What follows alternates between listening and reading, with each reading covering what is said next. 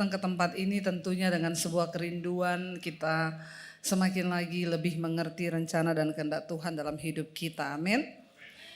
Saudara, mari kita buka langsung saja dalam 2 Petrus pasal yang ketiga. 2 Petrus pasal yang ketiga. Ya, ini memang lagi panas ya. Mungkin neraka sudah mulai bocor.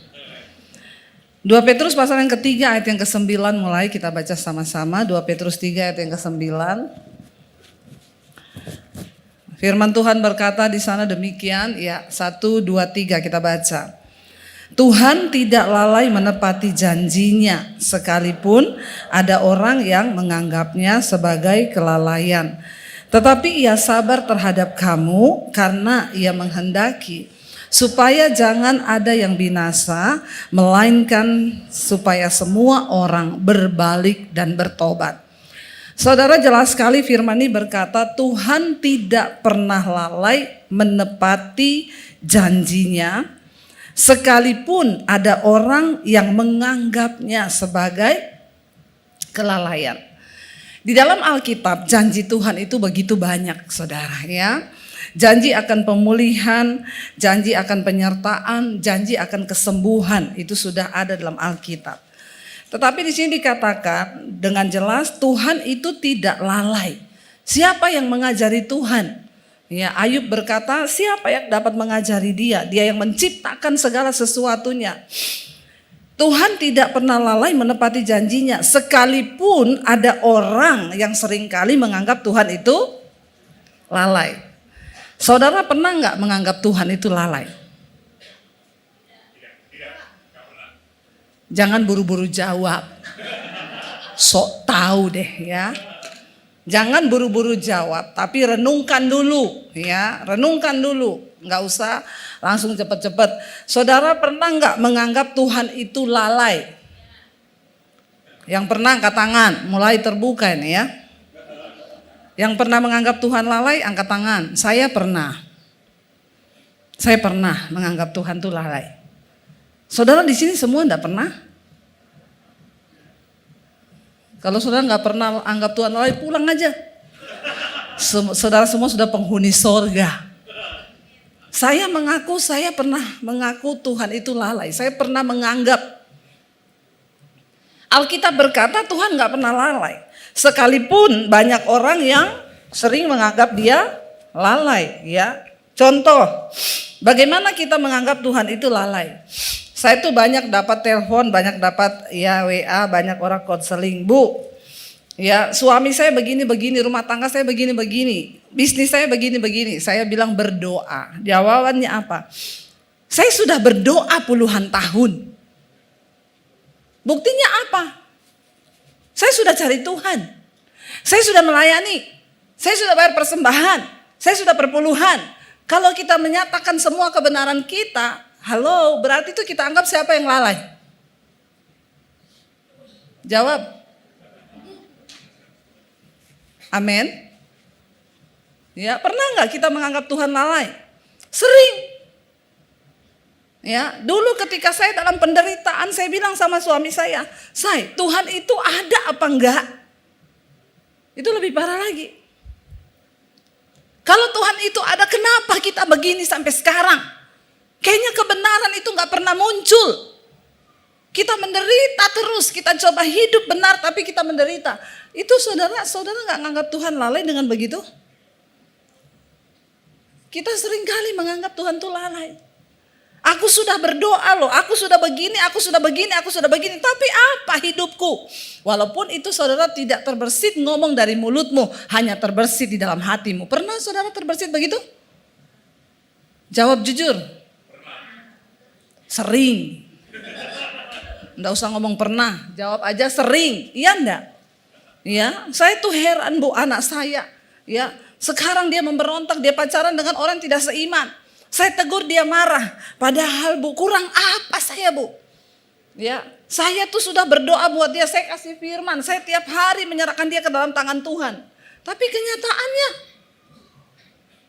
berapa banyak kali saudara kita tuh merasa bahwa memang seringkali tidak terlontar dari mulut kita. Tapi dari sikap kita. Kenapa ada orang menganggap Tuhan lalai? Karena yang terjadi dalam hidup kita tidak sesuai dengan ekspektasi kita. Ya Pak ya? Orang itu menganggap Tuhan lalai karena dia berpikir, ya yang saya pikirin itu nggak gitu. Ya saya banyak menerima hari-hari ini, Bu. Saya itu dengar khotbahnya Ibu ya, saya berusaha berubah, Bu. Saya berbisnis nggak pakai cara-cara lama, saya ikuti firman Tuhan loh, Bu. Tapi kenyataannya, Bu, saya menghadapi masalah ini. Kalau saya pakai cara lama saya yang tidak sesuai firman, itu cepat selesainya, Bu. Tapi karena saya mau nurut sama firman, makanya nggak selesai-selesai. Ya, kalau ada orang berkata begitu, berarti dia berpikir apa? Ya Tuhan itu berarti janjinya enggak benar. Kenapa itu bisa terjadi? Karena kita semua punya ekspektasi, kita itu semua punya keinginan. Dan kalau keinginan itu tidak terjadi sesuai yang kita mau, maka kita menganggap bahwa Tuhan itu lalai. Tuhan lalai. Saudara, percayalah di hidup kita ini tidak semua akan terjadi sesuai dengan maunya kita. Kalau saudara mau yang terjadi sesuai dengan maumu, ya sudah kau saja jadi Tuhan. Iya Pak ya. Ya, di Sulawesi sana ada anak namanya Ungke saudara. Dia itu kerjaannya petik coklat, dia jemur coklat hasil tanah cengkeh. Waktu dia jemur panas dia keluarin semuanya. Begitu udah keluar hujan, dia masukin lagi. Lalu panas lagi, dia berdoa Tuhan kasih panas. Ungke mau jemur cengkeh. Begitu panas dia keluarin lagi. 5 menit mendung lagi hujan, dia tarik lagi masuk. 3 kali dia berdoa Tuhan kasih panas. Ungke mau jemur cengkeh ini. Lalu ketiga kali panas lagi dia keluarin. Habis itu mendung lagi. Terakhir dia keluar di luar, dia lihat ke langit. Dia bilang kalau engkau tidak bisa atur tuh cuaca, engkau turun. Ungke naik ke atas, Ungke yang atur tuh cuaca.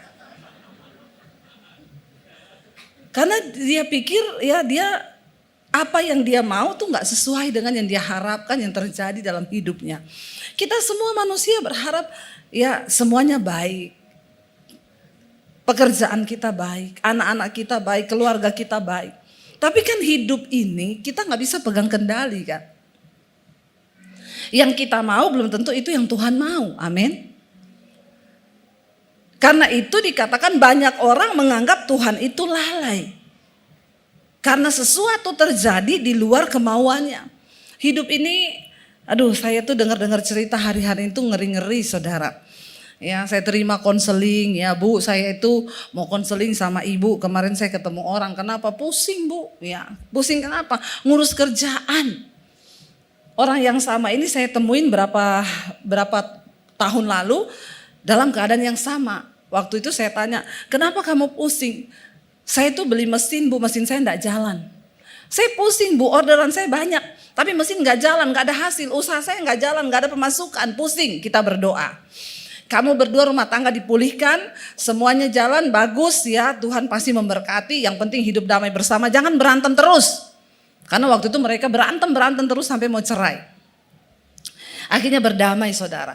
Ayo berdoa, sertakan Tuhan. Berdoa sertakan Tuhan. Karena beli mesin itu dari luar negeri harganya miliar.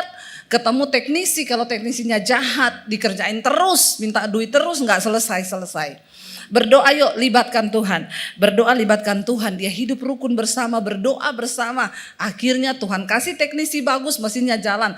Orderan kebanjiran. Sampai gak cukup mesin itu memproduksi semua pesanan.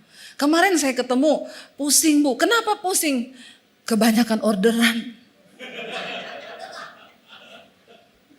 Saya bilang gini, kamu ingat gak kemarin kamu ketemu saya berapa bulan lalu, berapa tahun lalu? Saya ketemu kamu modelnya kamu sama loh.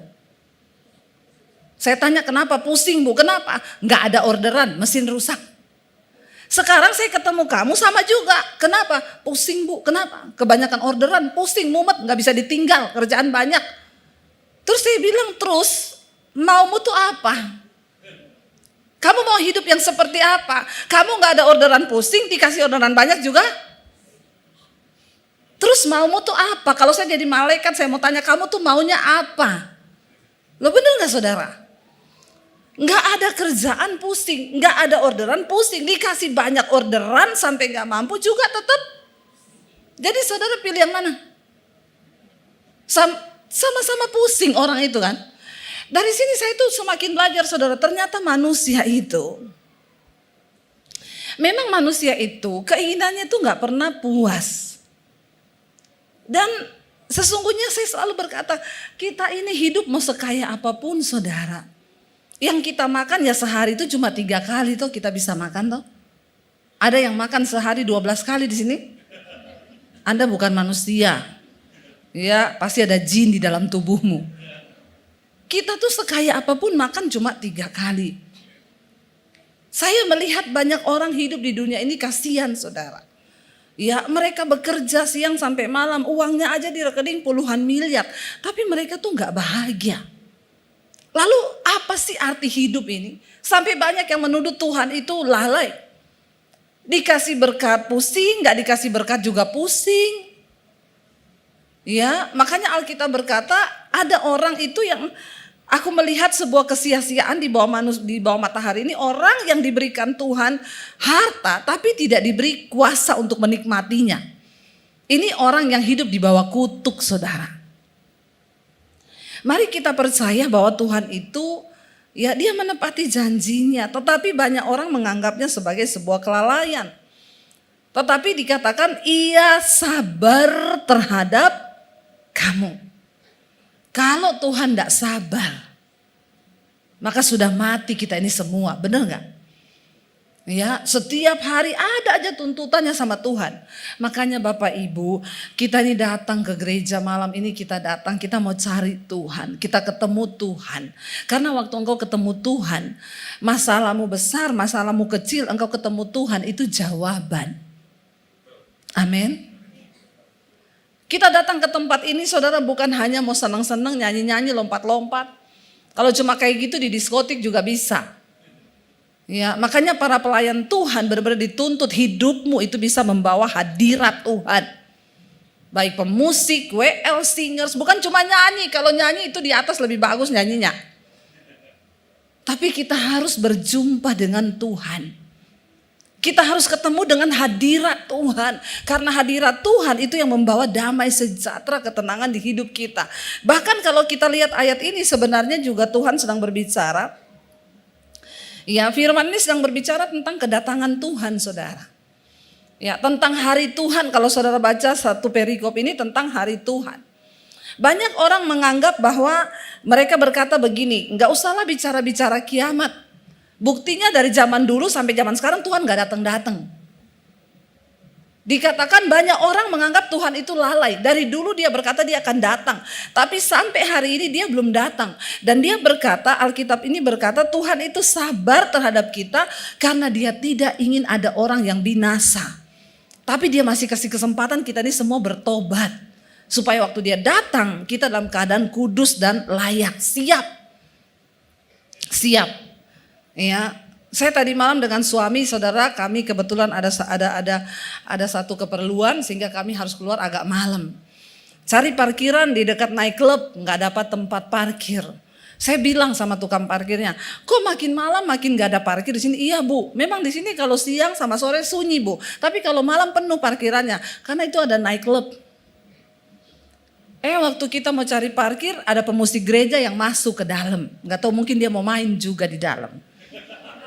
Jadi hari lain dia main di situ, nanti hari Minggu pelayanan dia main di sini. Ya, dia agak malu ketemu kita saudara. Tapi bukan itu saudara, saya tuh keliling akhirnya sampai muter tuh parkiran penuh. Ada beberapa nightclub di situ. Sampai saya bilang sama suami saya gini, terdengar musiknya itu dari jalan, dudak. Saya bilang sama suami saya mereka itu ngapain ya di situ ya? Terus suami saya tuh bilang gini, say, orang dunia itu kalau ada duit, ya buat apa coba? Ya dia ke situ untuk menikmati hidup, dia pikir untuk, ya dia punya uang. Di situ sekali masuk aja udah bayar ratusan ribu untuk bisa masuk aja. Karena dia orang dunia, dia gak ngerti kebenaran. Saya bilang sama suami saya, terus mereka tuh ngapain ya? Di situ saya pura-pura lupa, dulu juga saya begitu. Ya, pura-pura lupa, pura-pura amnesia.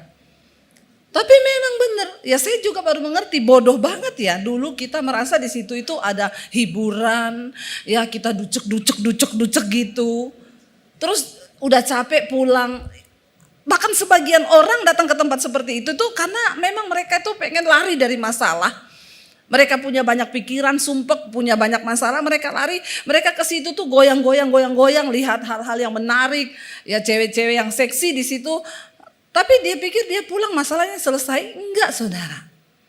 Ya, makanya hari-hari ini kita perlu Tuhan, gereja pun perlu menjadi tempat untuk Tuhan hadir. Karena kalau kita cuma pinter nyanyi-nyanyi, main musik, buat apa? Di tempat begituan malah kadang orang lebih terhibur loh. Salah satu hal yang menarik yang ada dalam gereja adalah orang ketemu Tuhan. Orang ketemu hadirat Tuhan. Karena hanya Tuhan yang membuat hidup orang tuh berubah, katakan. Amin. Ya, dan saudara di sini dikatakan bahwa saya tadi malam tuh dapat kiriman video ilustrasi kalau perang nuklir itu terjadi. Dia menggambarkan kalau Rusia itu jadi perang nuklir dengan Amerika. Bakalan terjadi itu apa saudara? Lalu dibikin ilustrasinya, nuklir itu ditembakkan. Bumi ini nanti itu ya kita bayangkan aja waktu Jepang itu Hiroshima dan Nagasaki dibom nuklir. Itu kehancurannya seperti apa saudara? Sampai Indonesia juga ya ikut merasakan imbasnya bagaimana perang nuklir itu sangat luar biasa. Apalagi memang kalau sampai terjadi. Hari-hari ini kita melihat, saya membaca nih Jepang membuang limbah ini kan. Saudara ikut berita atau cuma nonton TikTok?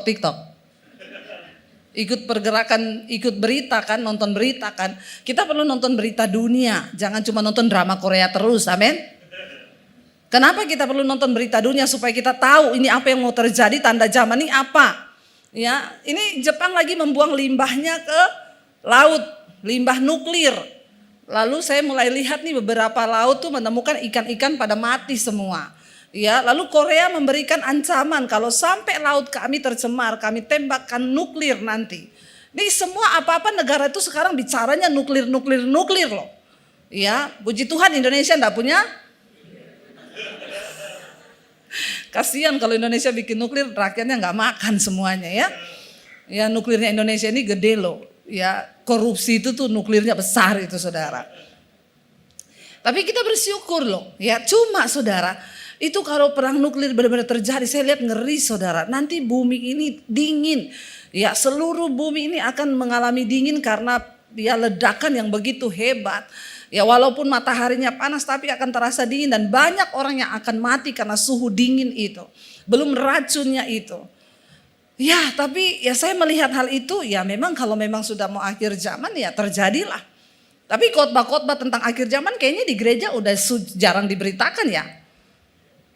Orang cuma disibukkan dengan masalah, kamu tuh harus kuat, kamu tuh harus gini. Hello, kita ini sedang ada di akhir zaman. Ya, mari kita pinggirin dulu masalah kita. Waktu kita tahu kita sedang dipersiapkan menjadi mempelai yang layak untuk masuk di dalam perjamuan kudus anak domba Allah, maka mau atau tidak saudara, berhenti baper, lebay, alay, ya kita harus melihat bahwa kita ini sedang dipersiapkan. Bukan orang sembarangan yang akan masuk surga. Hari demi hari kita ini harus hidup bertanya, Tuhan, apa yang sudah aku lakukan bagi kehendak-Mu? Apa Tuhan? Kita baca saudara ayat yang ke-10 karena itu dikatakan di sana. Jadi Tuhan itu belum menepati janjinya sampai hari ini tentang kedatangannya. Karena dia ingin memberi kesempatan manusia itu berbalik dan bertobat. Tinggalkan dosa, datang kepada Tuhan. Ayat 10 berkata, baca bersama. Tetapi hari Tuhan akan tiba seperti pencuri. Pada hari itu langit akan lenyap dengan gemuruh yang dahsyat dan unsur-unsur dunia akan hangus dalam nyala api. Dan bumi dan segala yang ada di atasnya akan hilang lenyap. Rumahmu hilang? Hilang. Mobil hilang? Hilang. Semuanya akan hilang lenyap. Perhatikan dikatakan, tetapi hari Tuhan akan tiba seperti pencuri. Kemarin di Palu terjadi gempa 6,3 skala Richter. Palu yang pernah mengalami tsunami hebat, likuifasi, itu tanah terbelah saudara. Dan benar-benar itu ya waktu kita datang ke sana, keluarga saya masih di Palu semua. Ada satu perumahan yang benar-benar terkubur hidup-hidup, hilang. Sampai sekarang itu jadi tanah lapang. Gak ada apa-apa, padahal dulu itu perumahan padat penduduk. Waktu gempa itu terjadi likuifasi, ada lumpur yang keluar dan semua rumah itu jatuh ke dalam dan terkubur hidup-hidup. Itu terjadi loh, itu terjadi. Kemarin ketika gempa lagi menggoncang di tempat yang sama titiknya, semua orang berlari keluar ketakutan. Tapi kayaknya memang Tuhan perlu bikin begitu karena sekarang mulai lupa lagi. Mulai lupa lagi, yang selingkuh mulai selingkuh lagi. Sekarang homo banyak lagi, yang homo-homo. Yang lesbi banyak, yang pelakor mulai banyak lagi. Ya, gereja tidak sungguh-sungguh berdiri, gereja nggak sungguh-sungguh berdoa. Ya, gereja itu hanya jadi nggak tahu apa sekarang. Ya perlu, Tuhan itu bikin begitu perlu untuk ingetin lagi. Ya, adik saya telepon, gimana aman? Ya gimana aman ya, kita lari keluar dari rumah, itu loteng bunyinya krok krok krok krok krok krok. Dan yang mereka ingat langsung, waduh peristiwa itu. Mayat bergelimpangan, orang hilang saudara karena ditelan bumi. Alkitab bilang tuh belum ada apa-apanya. Ya, belum ada apa-apanya. Hari Tuhan akan datang seperti pencuri, ya. Kalau seperti pencuri dikatakan itu berarti nggak ada satu orang pun yang tahu. Nggak ada pencuri datang ngomong-ngomong, nanti malam saya mau datang ke rumahmu ya, mau ngapa? Mau nyuri. Nggak ada. Namanya pencuri itu datang diem. Ya tiba-tiba dia datang. Nggak ada yang kasih tahu dia datang. Pada hari itu langit akan lenyap dalam gemuruh yang dahsyat. Dan unsur-unsur dunia akan hangus dalam nyala api. Ini yang tulis Alkitab loh, bukan saya. Saudara, kalau dikatakan bahwa pada hari itu langit akan lenyap, gemuruh yang dahsyat, unsur dunia akan hangus dalam nyala api, kira-kira itu pemandangan yang seperti apa? Wow, itu menakutkan sekali. Menakutkan sekali. Ya, langit lenyap, tiba-tiba gemuruh yang hebat turun dan dunia ini akan hangus dalam nyala api. Ya, dan bumi dan segala yang ada di atasnya akan hilang lenyap. Ya, bayangkan saudara kalau itu terjadi. Saya hanya pengen kita bangun dari tidur. Ingat, kita harus sungguh-sungguh mempersiapkan hidup kita menjelang kedatangan Tuhan. Ayat yang ke-11 dikatakan di sana, baca bersama ayat yang ke-11. Apa respon kita? Ayat 11 berkata 1, 2, 3. Jadi jika segala sesuatu ini akan hancur secara demikian, apa? Betapa suci dan salehnya kamu harus hidup. Respon kita untuk menyambut kedatangan Tuhan akhir zaman di depan mata, ya semua itu akan hancur dengan cara demikian. Betapa suci dan salehnya kamu harus hidup. Mari kita berdoa supaya kita sungguh-sungguh hidup di dalam kekudusan. Tinggalkan dosa saudara. Jangan engkau bermain-main dengan dosa, kenajisan, percabulan, kepahitan, amarah, semua hal yang berbau dosa mari kita buang dan bereskan hidup kita sebelum Tuhan datang kali yang kedua. Karena hari itu akan datang seperti pencuri. Kalau hari ini masih ada waktu, beresin. Saudara punya kepahitan sama siapa? Beresin. Kita berdoa sungguh-sungguh. Minta sama Tuhan, lawatan Tuhan turun atas hidup kita. Semua akan hancur dengan cara yang demikian. Betapa suci dan salehnya kamu harus hidup. Jangan lagi bermain-main dengan Tuhan. Sudah cukup saudara bertanya hari ini, Tuhan apa yang sudah aku lakukan untuk kerajaan-Mu? Apakah aku ini hanya hidup sekedar hidup bagi diriku sendiri? Aku mau berlari Tuhan. Menggenapi semua apa yang Tuhan mau untuk aku lakukan. Kita semua terpanggil hari-hari ini Bapak Ibu. Mari jangan cuma duduk datang jadi jemaat yang bikin panas kursi gereja. Lalu gak ada hidup kita dampak apa-apa. Mari kita buka mata. Saya hari-hari ini digerakkan Tuhan untuk ingetin jemaat. Ingetin tentang kedatangan Tuhan yang sudah mendekat. Karena hari-hari ini khotbah-khotbah tentang kedatangan Tuhan, tentang kekudusan sudah hampir hilang di dalam gereja. Kita sibuk dengan permasalahan, kita sibuk dengan apa yang iblis tipu hari-hari ini. Penderitaan, persoalan, padahal kita lupa ada begitu banyak hal besar yang harus kita lakukan menjelang hari Tuhan yang mendekat. Ayo kita berlomba Bapak Ibu. Ya, setidaknya siapa yang ada di sampingmu hari ini, keluargamu, anakmu, saudaramu, engkau bisa kirim firman lewat WA kepada anak-anakmu. Ya, kasih tahu kebenaran firman. Sampaikan. Hari-hari ini saya banyak melayani orang-orang Kristen, anak-anak yang mereka hancur dalam keluarga, orang tua yang sudah tidak ada harapan. Bu, saya udah angkat tangan dengan anak saya, Bu. Saya nggak bisa apa-apa, saya kerasin dia mau bunuh diri, saya lembutin dia pergi tidur sama pacarnya laki-laki. Saya ini sudah bingung mau ngapain. Ini terjadi, saudara. Dan kita lihat nih akhir zaman, iblis menipu begitu banyak manusia. Ya, dan kita ini harus berdiri di atas kebenaran firman Tuhan.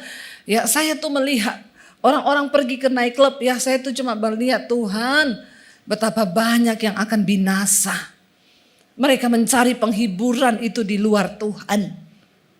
Tapi mungkin mereka minggu ke gereja, saudara, karena saya lihat tampang-tampangnya tampang-tampang orang Kristen. Cuma saya nggak tanya aja. Iya, saudara, saya bilang mas suami, kayaknya mereka tuh tampang orang pemain musik gereja aja masuk, mungkin dia main di dalam. Tapi ini terjadi. Akhir zaman. Ya, jangan tertipu. Jangan engkau gagal fokus di dunia ini. Kembalikan fokusmu kepada Tuhan. Dikatakan kalau semuanya akan hancur dengan cara demikian, betapa suci dan salehnya kita akan terus hidup. Ayo, ya, kita ada di zaman kasih karunia, tetapi standar kekudusan Tuhan itu nggak pernah berubah. Ya, jangan diganti-ganti, saudara. Oh, kita ini dibenarkan karena kasih karunia kok, bukan karena perbuatan baik kita. Iya, tapi bukan berarti ketika engkau sudah mengenal Yesus, engkau terus bermain-main karena engkau diselamatkan bukan karena perbuatan baik. Itu awal dulu. Saya bertobat dulu pertama kali, saya diselamatkan Tuhan bukan karena saya baik, saya mau bunuh diri, saya banyak dosa. Tuhan selamatkan saya dalam keadaan berlumuran dosa. Ketika saya mau bunuh diri. Tapi ketika saya sudah diselamatkan, menerima kasih karunia, Tuhan bilang hormati, hidup takut akan Tuhan. Kerjakan keselamatanmu itu dengan takut dan gentar. Karena bukan berarti engkau Kristen, engkau bisa masuk surga. Surga itu tempatnya mulia. Surga itu kudus. Surga itu buat orang-orang yang memang berjuang. Jangan terkontaminasi hari-hari ini. Ya, apalagi banyak kata-kata yang sekarang itu beredar banyak kan di TikTok, di mana-mana ya. Jangan engkau pusing dengan apa kata orang tentang dirimu. Ikutilah apa yang engkau inginkan dari hatimu. Ya, sebab Tuhan itu hanya melihat hatimu. Tuhan juga melihat kelakuanmu. Amin. Ya. Jangan, hati-hati loh saudara, banyak kata-kata yang menyesatkan. Saya selalu ingetin. Ya, bahkan ada hamba Tuhan yang berkata, Yesus tuh sahabatnya orang berdosa. Ya, Yesus sahabat orang berdosa yang mau bertobat. Amin. Bukan orang yang terus tinggal dalam dosa. Banyak hal-hal yang sehari-hari ini abu-abu. Tapi mari kita berdoa supaya gereja ini menjadi gereja yang memiliki standar firman Tuhan, standar Alkitab yang tidak berubah, katakan. Amin. Ya, jangan diganti, jangan dirubah, karena hari-hari ini saya melihat banyak standar-standar kekristenan yang berubah. Ya, sekarang banyak hamba Tuhan hidupnya juga sembarangan. Selingkuh, cerai. Ya, tetapi berkata, soalnya jemaat itu menuntut hamba Tuhan itu ekspektasinya terlalu tinggi. Saya bilang bukan jemaat yang menuntut, firman Tuhan punya standar bagi seorang hamba Tuhan. Katakan. Bukan cuma buat hamba Tuhan, buat jemaat. Kita ini hidup kudus bukan supaya dinilai orang kita baik. Kenapa saya gak bersinah, kenapa saya gak selingkuh. Bukan supaya jemaat bilang, oh Bu Debbie itu kudus ya. Enggak, saya gak peduli. Saya peduli apa kata Tuhan. Karena firman Tuhan menyuruh kita kudus. Firman Tuhan menyuruh kita suci. Betapa suci dan salehnya kamu harus hidup. Bukan tuntutan jemaat. Kalau hamba Tuhan berkata, ada orang yang berkata, saya ini jatuh saudara, saya selingkuh. Ya, saya tahu saudara kecewa karena memang tuntutan saudara kepada saya ini terlalu tinggi. Kok lucu ya? Kamu jatuh ya bertobat. Ngomong kamu sudah salah, jangan bilang karena tuntutan jemaat. Kita ini hidup saudara, hati-hati nilai-nilai yang seperti ini. Sehingga banyak kata-kata bijak yang seolah-olah bijak berkata, saudara gak usah terlalu peduli. Jangan engkau hidupi ekspektasi orang terhadap dirimu. Pandangan orang bukan itu yang menentukan. Oke, tapi kita kembali kepada firman Tuhan. Kita hidup berdasarkan standar firman Tuhan. Bukan berdasarkan standar orang. Apalagi sebagai hamba Tuhan. Kita harus menjadi suratan yang terbuka. Saya mendorong semua jemaat engkau orang Kristen. Jangan menjadi tawar imanmu. Jangan menjadi abu-abu di tengah dunia yang semakin gelap ini. Kita berdiri di atas dasar kebenaran. Kita harus hidup kudus, betapa suci dan salehnya kamu harus hidup, katakan. Ayo saudara, sebelum terlambat. Ya gak apa-apa, saya dibilang itu memang Debbie Basir itu pendeta perjanjian lama, hukum Taurat. Enggak apa-apa. Saya terima. Ya, lalu apa bedanya kita dengan pengajaran yang lain kalau kita nggak mengajarkan hari-hari ini saudara, kemurtatan sedang terjadi begitu hebat. Orang nggak menyangkal Yesus, enggak. Ya, tetapi hidup mereka. Ya, jangan kita menjadi, coba kalau kita balik saudara, saya pengen kita lihat. Ya, di ayat yang ketiga, ya di 2 Petrus 3 ini ayat yang ketiga tadi dikatakan di sana di awal. Yang terutama harus kamu ketahui, saya pengen ayat yang kedua dulu kita baca dari ayat yang kedua. 2 Petrus pasal yang ketiga ayat yang kedua. Supaya, baca bersama, supaya kamu mengingat akan perkataan yang dahulu telah diucapkan oleh nabi-nabi kudus. Dan mengingat akan perintah Tuhan dan juru selamat yang telah disampaikan oleh rasul-rasulmu kepadamu. Dan yang terutama harus kamu ketahui ialah bahwa pada hari-hari zaman akhir akan tampil pengejek-pengejek dengan ejekan-ejekannya, yaitu orang-orang yang hidup menuruti hawa nafsunya. Kita kalau ngomong kekudusan diejek saudara, awas nabi lewat, orang kudus lewat. Saudara gak merokok diejek, tapi enggak apa-apa. Apa yang menjadi tanda bahwa mereka itu pengejek-pengejek akhir zaman? Mereka hidup menuruti hawa nafsu. Ya itu saudara, hidup menuruti hawa nafsu. Ya katanya Kristen, bersinah jalan terus. Ya rokok jalan terus, mabok jalan terus, dugem jalan terus. Hawa nafsu terus yang diikuti. Itu tanda-tandanya pengejek akhir zaman. Mereka mengikuti hawa nafsunya. Ya, dengan ejekan-ejekannya orang-orang yang hidup menuruti hawa nafsu. Kita sebagai anak Tuhan, mari kita berdiri saudara. Ya, sungguh-sungguh dalam kebenaran. Saya cuma mau ngomong ini. Ya, kita lihat ya kemarin terjadi bencana. Di Hawaii itu begitu banyak saudara korban jiwa. Ya, tadi lagi ada banjir bandang, berapa ribu orang mati, 10.000 orang hilang. Hari-hari ini kita nggak tahu apa yang akan terjadi ke depan. Jangan santai. Ya, bukan soal matinya kapan, kita mati kapan aja. Kalau memang sudah waktunya mati ya pasti mati. Tapi pertanyaannya apakah kita ini siap? Supaya jangan ada penyesalan. Ya, dan di sini dikatakan Tuhan itu memberikan kesempatan. Kenapa ia sabar? Ia sabar terhadap kamu karena ia ingin tidak ada seorang pun yang binasa. Ya, tetapi semua orang berbalik dan bertobat. Coba kita ulangi itu tadi ayat 9. Tuhan itu tidak lalai menepati janjinya sekalipun ada orang yang menganggapnya sebagai kelalaian.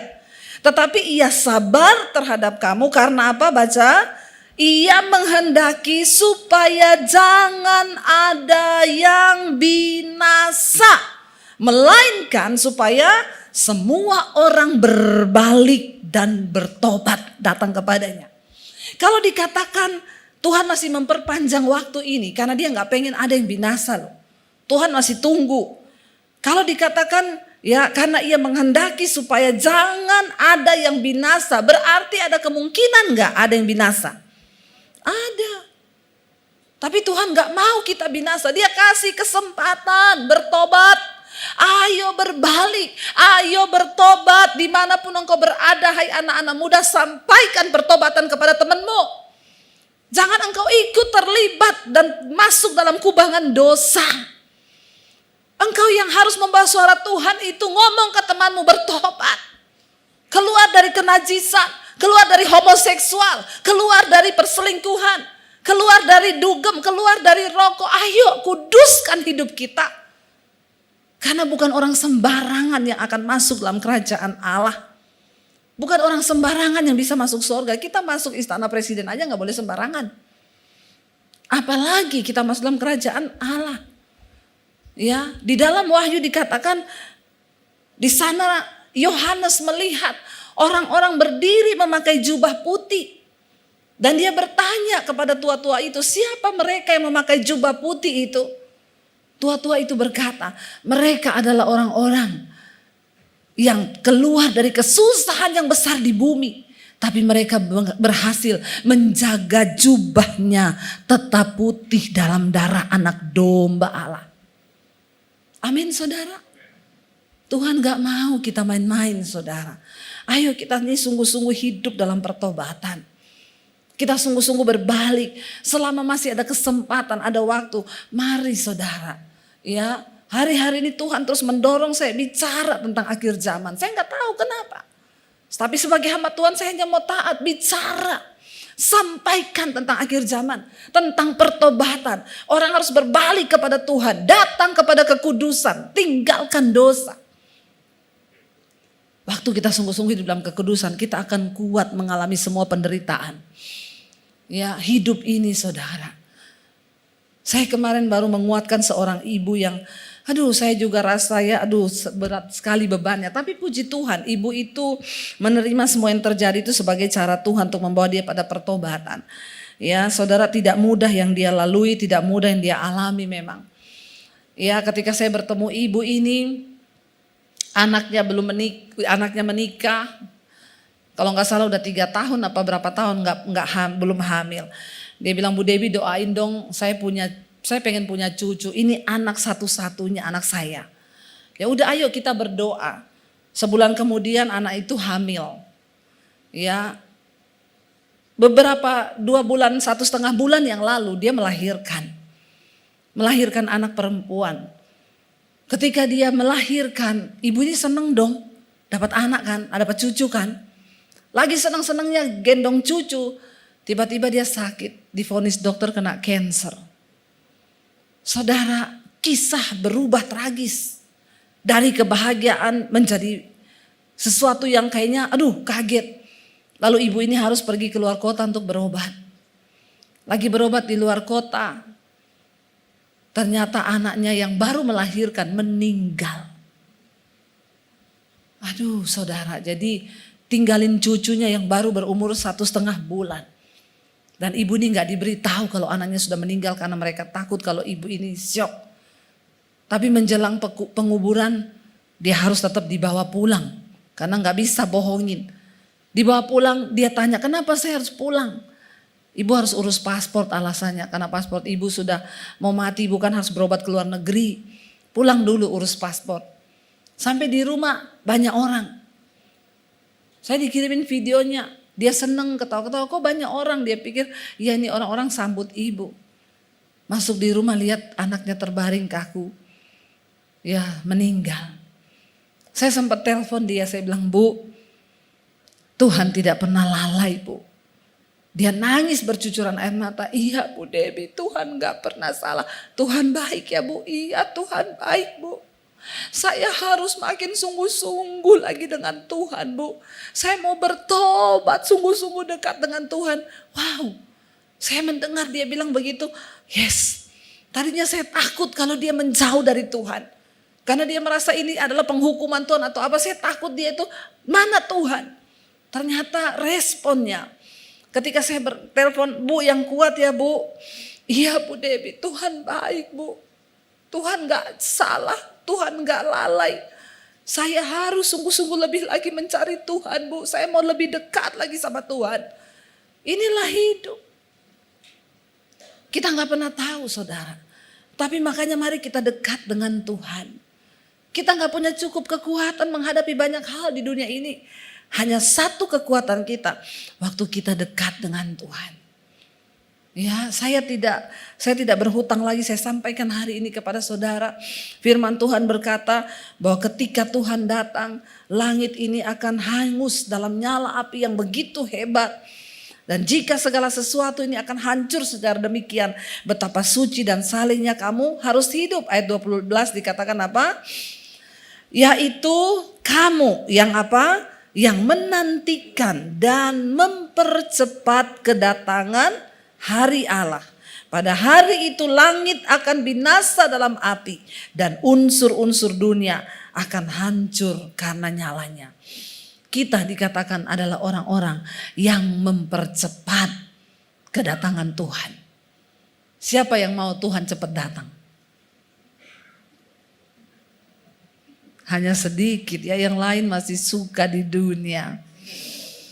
Ya, saudara, kalau Tuhan datang, kita nih pindah loh dalam kerajaan damai.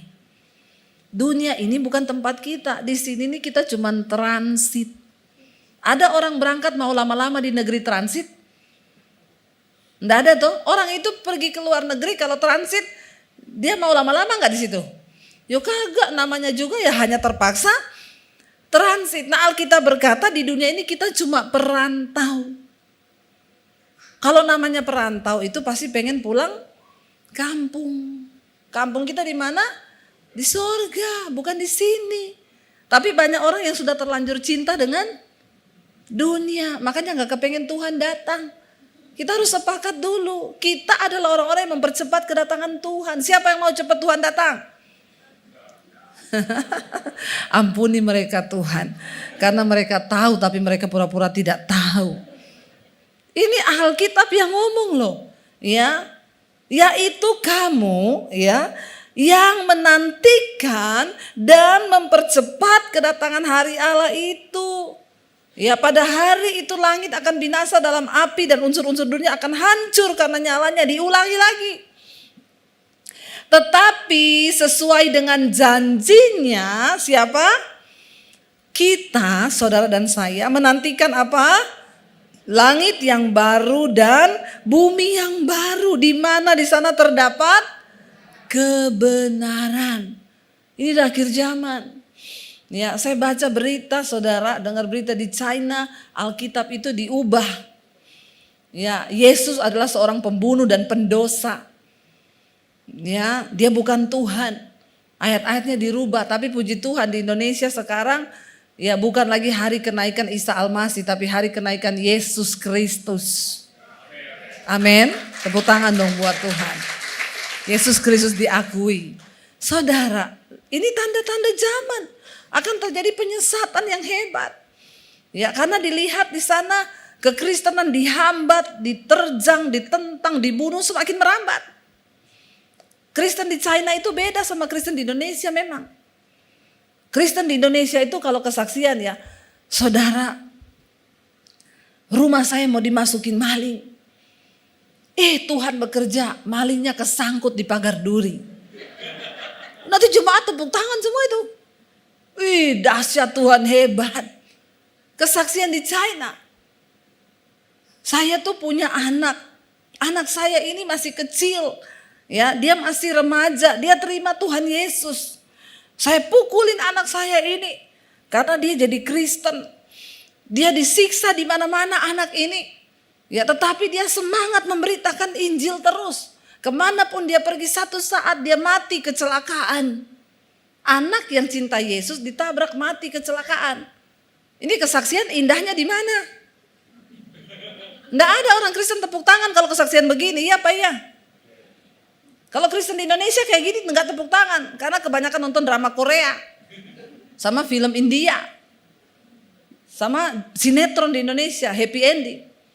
Kalau begini enggak. Tapi ketika anak itu meninggal, orang tuanya bertobat terima Yesus. Teman-temannya bertobat terima Yesus melihat imannya. Setiap hari ada yang diselamatkan karena iman dari anak kecil ini, saudara.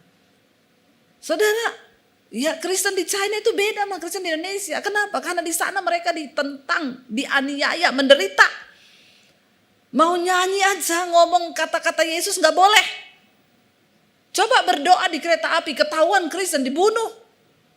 Ya kita di restoran boleh berdoa. Nggak ada yang berdoa kalau makan. Iya Pak ya. Nggak usah angkat tangan. Kita punya kesempatan untuk bersaksi tentang iman kita, belum dilarang. Tapi nggak ada yang berani bersaksi. Nggak ada yang berani cerita tentang Tuhan. Bahkan di gereja pun, di komunitas Kristen pun, hilang omongan tentang Tuhan tuh udah nggak ada. Ya, kalau ketemu ngegosip. Makanya anak SD ditanyai, ciri-ciri makhluk hidup apa? Ditanya gurunya, dia bilang, ciri-ciri makhluk hidup itu bergosip, ngerasain tetangga. Gurunya bilang, hei gak boleh gitu. Aku lihat makku hidup tiap hari ngerasain orang, cerita orang, berarti kan itu ciri-ciri makhluk hidup. Bener juga anak itu. Ya, ciri-ciri makhluk hidup itu bergosip kata dia. Ya, saudara, Kristen di China sama Kristen di Indonesia itu beda. Ya, kita di sini khotbahnya harus tentang mujizat terus, karena kalau enggak kepahitan jemaat.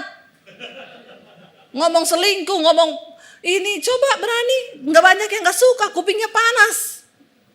Ya, harus yang mujizat, saudara ada mujizat. Ya, ngasih persembahan aja harus diiming-imingi. Kalau saudara ngasih persembahan, Tuhan akan kembalikan berlipat kali ganda. Pret banget enggak? Ya, kayaknya Tuhan tuh utang terus sama kita. Maka harus diiming-imingi. Kalau saudara menabur begini, saudara akan kembali berlipat kali ganda. Ya, kalau saudara percaya Yesus, saudara akan gini. Stop, saudara. Ayo kita bertumbuh menjadi jemaat yang dewasa. Amin. Yang berkata, Tuhan walaupun gak engkau balikin, kasih Tuhan tuh udah cukup luar biasa bagi saya. Ya. Makanya saya kadang-kadang kalau sesuatu orang ngomong, Bu Tuhan berkati, Tuhan balaskan berlipat kali ganda. Saya bilang, enggak, Tuhan sudah memberikan terlalu banyak buat saya. Enggak ada yang perlu Tuhan balaskan lagi. Kok Tuhan balas semua udah Tuhan berikan. Bahkan nyawanya udah diberikan buat kita. Kita harus tahu diri, hari ini kita hidup untuk apa? Engkau hidup untuk berbuah. Jangan cuma pusing dengan dirimu sendiri, saudara. Kalau engkau berkata kiamat masih lama, setidaknya kiamat kecil itu dekat apa? Kematian. Ya, saya selalu ingetin, ayo kita sungguh-sungguh hidup dalam Tuhan. Nggak ada yang tahu hidup ini. Saudara, jangan sampai engkau berkata, oh saya ini diet. Kemarin mami saya bilang, Dep, ada yang tawari obat itu loh. Katanya itu obat buat buang racun dalam tubuh dari Cina. Terus ngapa? Dia bilang, Bu, tolong bilang sama Bu Debbie ya beli ini. Harganya sekian juta. Kenapa? Banyak yang mati-mati mendadak sekarang. Kalau Bu Debbie mau umur panjang, minum ini. Saya bilang, pret. Apalagi saya ditawari kayak begitu. Hello? Saya bilang, Mam itu orang ateis gak percaya Yesus. Oh dia orang Kristen, kenapa dia bilang begitu? Saudara maaf ya, Anda minum vitamin, Anda minum obat herbal bukan untuk panjang umur. Bilang amin. Saudara nge-gym, saudara hidup sehat, saudara jaga makan bukan untuk panjang umur. Karena hidup mati, umur itu di tangan Tuhan. Saya gak setuju kalau ada orang bilang, Bu minum ini supaya umur panjang. Siapa ngomong? Ya, saudara, jangan sampai engkau itu meninggikan diri, melebihi Tuhan. Itu yang Alkitab bilang, terkutuklah orang yang mengandalkan dirinya sendiri. Kita jaga kesehatan supaya kita ini sehat hidup. Bukan untuk umur panjang. Karena umur itu di tangan Tuhan. Saya khotbah begini kemarin di Surabaya. Ada ibu-ibu pengerja Bu Debbie, benar sekali. Baru pagi Bu khotbah sore kejadian. Itu loh Bu, adik sepupu saya Bu. Jaga makan, nggak pernah makan di luar karena jaga makan sehat. Olahraga tiap hari, rutin check up general Bu setiap bulan, check up. Kena serangan jantung tadi siang Bu, barusan ibu khotbah tadi pagi tuh. Kena serangan jantung. Ya, ada juga orang tuh, oh tenang aja saya sudah di DSA otak saya sekarang sudah bersih, nggak ada penyumbatan stroke. Jangan sombong loh saudara, hidup kita di tangan Tuhan.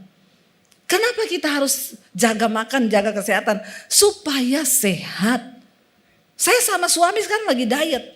Kenapa saya diet? Hidup sudah berat. Kalau badan kita tambah berat, maka semakin berat hidupmu. Hidup ini udah berat, pergumulannya banyak. Terus berat badanmu juga berat. Kau jalan sempoyongan, saudara. Amin. Walaupun hidup kita berat, beban kita berat, kalau badan kita ringan kan enak toh. Amin apa amin? Makanya saya kadang heran lihat bapak-bapak yang perutnya buncit. Maaf ya Pak. Kalau mau tersinggung puji Tuhan. Kadang saya ngomong sama suami saya itu bapak tuh loh, astaga aku nih pernah hamil 9 bulan toh ya. 9 bulan perut saya besar, itu begas saudara, tidur aja gak enak, bernapas gak enak. Itu bapak sudah berapa tahun dia bawa perut itu ya. Kok gak begah ya, dan dia tidak merasa bersalah melihat perut itu saudara. Ya bukan apa-apa saudara, bener gak? Kita nih harus sehat supaya kita hidup sehat. Tapi urusan mati itu di tangan Tuhan. Ya di tangan Tuhan. Makanya ada orang yang berdosa, merokok, mabuk, minum bisa umur panjang 160 tahun loh. Saya baca umur orang terpanjang di dunia. Ya dia masuk di Guinness Book Record. Saudara itu bapak kalau gak salah ya umurnya tuh mencapai hampir 150 kayaknya. Ditanya rahasia hidup sehatnya apa? Kawin cerai, merokok, mabuk, semua dosa dia lakukan loh. Tapi umur panjang. Kenapa saudara? Saya baru tahu Alkitab bilang Tuhan itu tidak berkenan pada kematian orang fasik. Tapi pada pertobatannya. Sebenarnya Tuhan tuh tidak mau orang fasik itu mati. Makanya kita kalau orang jahat jangan kau doakan mati. Tidak mungkin mati dia. Karena Tuhan tidak berkenan pada kematian orang fasik. Tapi pada pertobatannya. Tapi ada yang gak tobat-tobat memang ya sudah diambil sama setan. Ya, jadi saudara, memang orang-orang berdosa itu panjang umur. Lama matinya karena Tuhan tunggu dia tobat. Tuhan tidak mau orang binasa. Tuhan tidak mau, makanya ya jangan kau bilang gini, oh kalau gitu saya biar umur panjang dosa aja ya Bu. Nah ini bertobat saudara ya. Hati-hati ya. Ada juga yang lagi selingkuh mati. Ya, karena istrinya berdoa di rumah. Ya kebanyakan bohong, istrinya berdoa, Tuhan dimanapun suami saya berada jamah dia Tuhan. Lagi selingkuh, lagi bersinah di jamah Tuhan. Mati saudara. Mati ya, lagi berdosa toh. Hati-hati. Jadi saudara hidup ini kita gak tahu apa yang akan terjadi ke depan. Jangan andalkan kekuatanmu. Ayo cari Tuhan. Ayo hidup sepadan dengan panggilannya, dengan kebenarannya. Jaga kekudusan. Di sana dikatakan kita ini orang-orang yang mempercepat kedatangan hari Tuhan. Tapi jangan takut. Kita menantikan langit yang baru dan bumi yang baru. Di sana tidak ada polusi. Nggak ada. Saudara mau hidup di langit yang baru dan bumi yang baru? Saya tuh ketemu dengan orang-orang yang pernah mati. Ya pernah dibawa Tuhan mati. Itu semua ngomong kematian tuh indah. Mati tuh indah. Ya mati tuh indah. Semua tuh ngomong enak Bu, saya dibawa di padang yang begitu indah Bu. Tenang di sana. Tapi suruh pulang lagi. Ya, saya pernah rasa begitu, saya tidur nyenyak banget saudara. Saya kayak di satu tempat yang begitu indah. Tiba-tiba ada suara yang bilang gini, kalau kamu tidur terus kamu mati loh. Tapi saya gak kepengen bangun, saya pengen tidur terus karena enak banget memang. Tempat itu indah. Tapi saya ingat, kalau saya mati suami saya kawin lagi, saya bangun. Cepet-cepet saya bangun. Enak aja dia kawin lagi saudara ya. Jadi saya bangun, itu yang membuat saya cepet bangun saudara. Bukan itu ya, saya bilang kalau saya mati anak-anak masih kecil dia kawin lagi, wah anak-anak saya dapat ibu tiri lebih kejam dari ibu kota. Ya, tapi enggak, kalau ibu tirinya bertobat kagak. Ya, saudara, mari kita sungguh-sungguh hidup dalam Tuhan, enggak usah takut. Ya, kapanpun Tuhan mau panggil kita ini orang yang mau percepat kedatangan Tuhan. Karena itu saudara ayat 14 dikatakan di sana, sebab itu saudara-saudaraku yang kekasih, saya undang imam musik maju.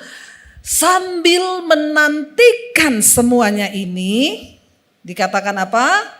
Kamu harus berusaha supaya kamu kedapatan tak bercacat dan tak bernoda di hadapannya dalam perdamaian dengan Dia. Amin. Ayo kita berusaha supaya kita tidak kedapatan bercacat dan bernoda. Bayangkan loh, nggak boleh cacat, nggak boleh ada noda. Ya, noda aja nggak boleh, apalagi selingkuh. Ya, apalagi terikat dengan hal-hal yang kegelapan. Noda aja nggak boleh. Apa itu noda? Ada kepahitan, ada kekecewaan, itu nggak boleh. Kita harus sungguh-sungguh menjaga. Ya, dan dikatakan di sana ayat 15, anggaplah kesabaran Tuhan kita sebagai kesempatan bagimu untuk apa? Beroleh selamat. Kenapa sampai hari ini Tuhan belum datang?